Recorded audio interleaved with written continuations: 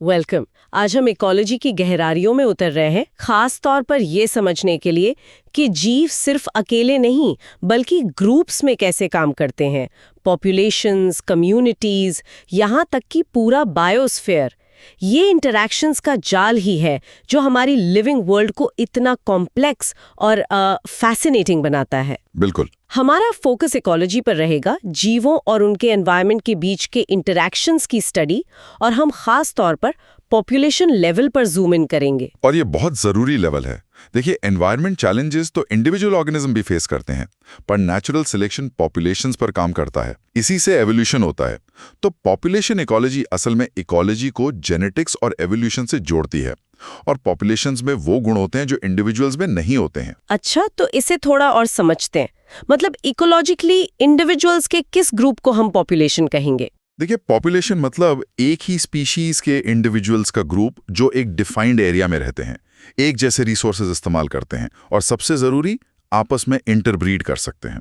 जैसे किसी झील के सारे कॉर्मोरेंट्स, या किसी जंगल के इलाके में सारे टीकवुड ट्रीज, या फिर लैब की डिश में पनप रहे बैक्टीरिया।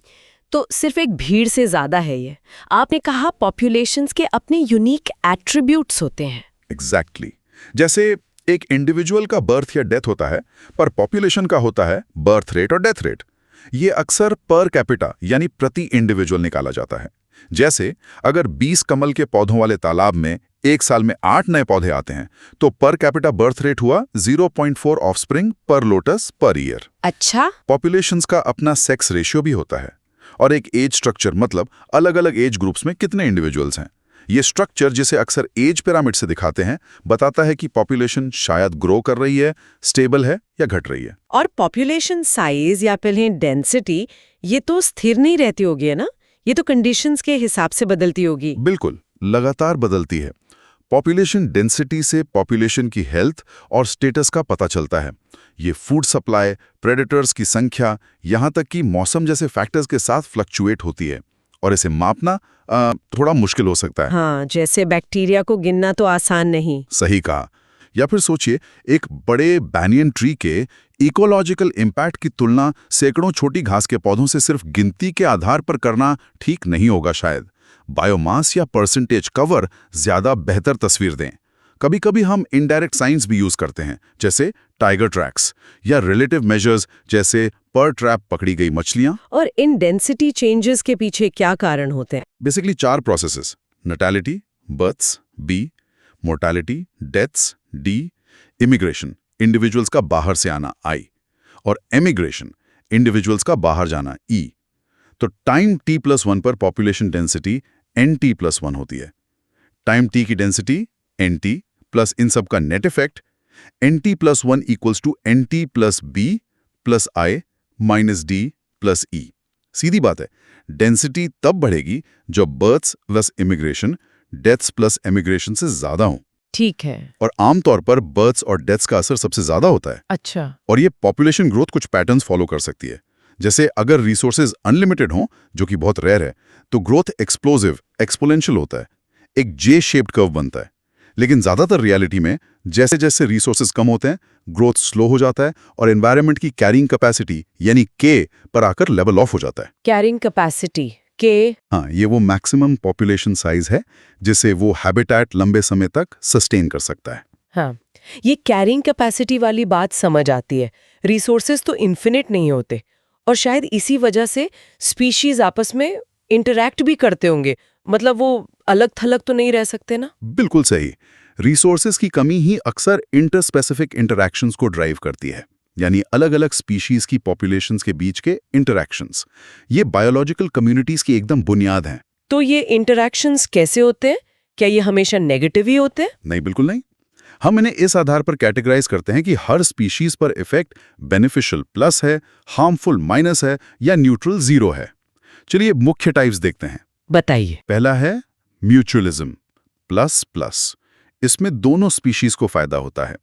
सोचिए, फंगाई और एल्गे मिलके लाइकन्स बनाते हैं, या फंगाई पौधों की जड़ों की मदद करते हैं न्यूट्रिएंट एब्जॉर्ब करने में, जिसे माइकोराइजे कहते हैं।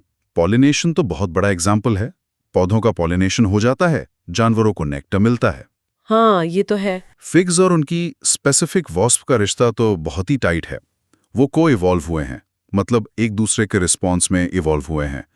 वो वॉस्प ही फिग को पॉलिनेट कर सकती है और फिग फ्लावर ही वो जगह है जहां वॉस्प अंडे दे सकती है। कुछ ऑर्किड्स तो सेक्सुअल डिसीट का इस्तेमाल करते हैं, फीमेल बीज की नकल करके मेल बीज को पॉलिनेट करने के लिए ट्रिक करते हैं। अरे वाह, कोएवोल्यूशन मतलब साथ साथ इवॉल्व होना। अच्छा, और जब रिसोर्सेज कम होते हैं, जैसा आपने कैरिंग कैपेसिटी के टाइम कहा था। हाँ, तो अक्सर होता है कंपटीशन। इसमें दोनों स्पीशीज को नुकसान होता है क्योंकि उन्हें एक ही लिमिटेड रिसोर्स चाहिए होता है। ये बिल्कुल अनरिलेटेड स्पीशीज के बीच भी हो सकता है, जैसे झील में फ्लेमिंगोज और फिश दोनों का जू प्लैंक्टन खाना। अच्छा, दोनों का नुकसान। हाँ, एक प्रिंसिपल है कॉम्पिटिटिव एक्सक्लूजन प्रिंसिपल, जो कहता है कि एक कॉम्पिटिटर दूसरे को खत्म कर देगा। लेकिन अक्सर स्पीशीज साथ रहने के तरीके इवॉल्व कर लेती हैं, जिसे रिसोर्स पार्टिशनिंग कहते हैं, मतलब रिसोर्स को बांट लेना। जैसे एक ही पेड़ पर वॉर्बलर की अलग अलग स्पीशीज कीड़े खाने के लिए पेड़ के अलग अलग हिस्सों या अलग अलग समय का इस्तेमाल करती हैं, डायरेक्ट कंपटीशन से बचते हुए। एक तरह का इकोलॉजिकल समझौता।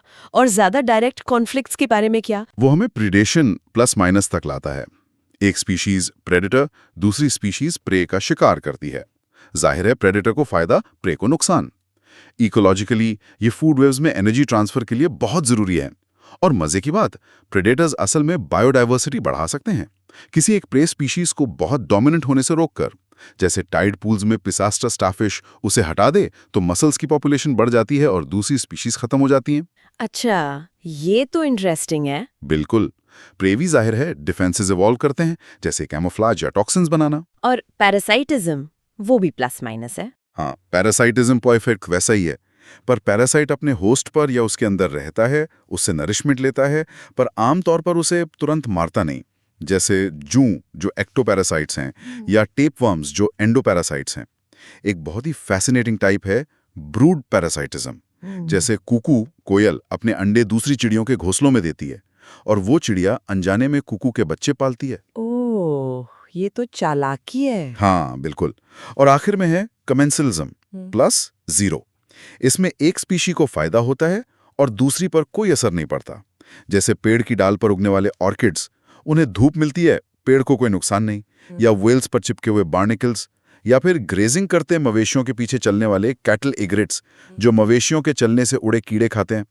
पक्षियों का फायदा, मवेशियों को शायद कोई फर्क नहीं पड़ता। तो ये तो कोऑपरेशन, कॉन्फ्लिक्ट और इंडिफरेंस का एक बहुत ही उलझा हुआ जाल है। तो इसका बड़ा टेकअवे क्या है? ये कि नेचर फंडामेंटली इंटरकनेक्टेड है। कोई भी स्पीशीज अकेले नहीं रहती। ये इंटरैक्शंस, कंपटीशन से नीशेस बनना, प्रेडेशन से पॉपुलेशंस कंट्रोल होना, म्यूचुअलिज्म से कोएवोल्यूशन होना, यही सब मिलकर कम्युनिटीज और इकोसिस्टम्स बनाते हैं जिन्हें हम अपने आसपास देखते हैं। एनर्जी फ्लो और न्यूट्रिएंट साइक्लिंग इन्हीं पर निर्भर करता है। ये सोचने पर मजबूर करता है कि ये रिलेशनशिप्स इतने उलझे हुए हैं, तो अगर सिर्फ एक स्पीशीज को हटा दिया जाए, चाहे वो कितनी ही मामूली क्यों ना लगे, या कोई नई स्पीशीज इंट्रोड्यूस कर दी जाए, तो उसका असर पूरी कम्युनिटी पर कैसे फैल सकता है? प्रकृति के इस नाजुक संतुलन या शायद उसकी रेजिलियंस के बारे में सोचने वाली बात है।